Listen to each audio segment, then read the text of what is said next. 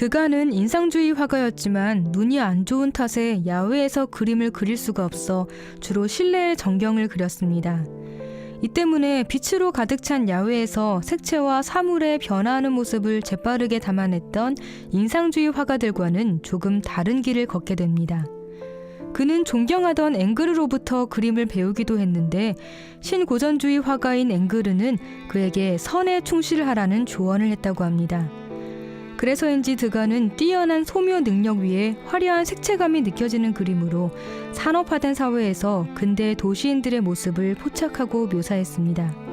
평생 독신으로 산 드가는 어렸을 때 어머니의 불륜 형장을 목격한 것이 여성 혐오 기질로 발전했다는 이야기가 있는데 특이하게 여자 발레리나를 소재로 한 그림을 많이 그렸습니다. 이는 예술 장르로서 발레에 관심이 있었기 때문이 아니라 여성 발레리나의 몸이 환상의 대상이 되는 사회 현실에 관심과 환멸을 느꼈기 때문입니다. 그래서 드가는 무대 위에서 공연하는 화려한 모습보다 리허설 장면이나 연습에 지친 모습을 주된 소재로 삼았습니다. 드가의 수많은 발레 그림 중 무대 위의 모습을 담은 것은 5분의 1도 되지 않습니다.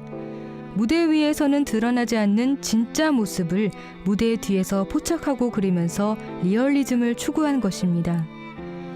그가 그린 발레의 연습 장면들을 보면 발레 동작을 취하면서 나타나는 균형과 독특하고 뒤틀린 동작을 강조한 것을 알 수 있습니다. 그러면서 드가는 인간의 몸을 관찰하듯이 그렸습니다. 상대적으로 발레리나들의 얼굴은 대략 그렸습니다. 그에게는 그 발레리나가 누구인가 보다 어떤 동작을 취하고 있느냐가 더 중요했기 때문입니다. 그래서 그의 발레리나 그림들은 모든 인물들이 개성 없이 비슷비슷해 보입니다.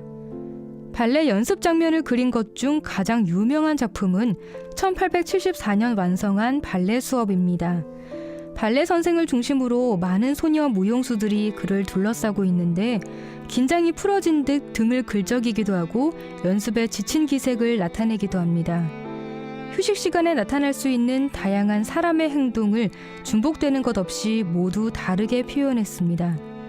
특히 이 그림에는 연습실 구석에서 딸들을 지켜보는 엄마들도 찾아볼 수 있는데 당시 가난한 노동자 계층 사람들이 딸을 발레리나로 키워 스폰서나 후원자의 후원으로 돈을 벌고자 했던 의식이 있었기 때문입니다. 이런 현실은 무대 위에서 발레 공연을 하는 화려한 모습을 그린 스타 작품에서도 엿볼 수 있습니다. 공연장의 VIP석에서 무대를 내려다보며 그린 생소한 관점과 그림의 가운데를 비워두는 파격적인 구도를 선보였습니다. 이 작품은 당시 유명한 프리마 발레리나의 공연 모습을 담고 있습니다. 꽃으로 장식된 아름다운 발레복을 입고 마치 한 마리의 나비처럼 두 팔을 양옆으로 우아하게 펼친 채 한 발을 내디디며 사뿐사뿐 움직이는 동작에서 발레의 아름다움을 엿볼 수 있습니다. 그런데 무대 뒤쪽 커튼 사이로 다음 장면을 준비 중인 발레리나들과 정체를 알 수 없는 남자가 서 있는 것이 보입니다. 그 남자는 드가가 앉은 위치에서만 볼 수 있었을 것입니다. 검은색 정장을 입고 있는 것으로 보아 부르주아 계층의 신사라는 걸 알 수 있습니다. 그는 공연 중인 발레리나의 스폰서 혹은 새롭게 후원을 하기 위해 찾아온 스폰서입니다.